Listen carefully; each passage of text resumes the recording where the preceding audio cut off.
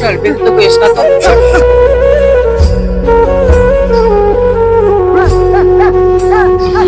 গেলেন দে চল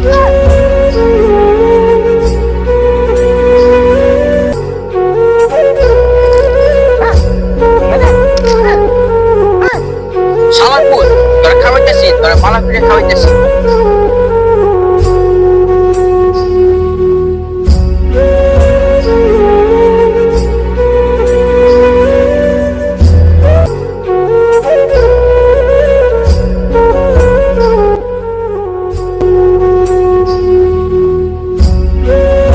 কাজটাকে আপনি ঠিক করছেন একটা সাধারণ মানুষ আপনাদের খাবার দিচ্ছে আপনি তাকে খাবার না দিয়ে তার সাথে পশুর মতো আচরণ করতেছেন আপনার তো তাকে মানুষ নামে কলঙ্ক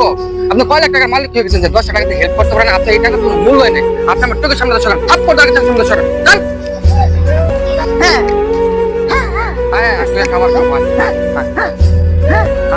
আমাদের আশেপাশে এমন অনেক অবহেলিত মানুষ রয়েছে, তো আমাদের উচিত তাদেরকে অবহেলা না করে আমাদের সাহায্যের হাত দুটো বাড়িয়ে দেওয়া।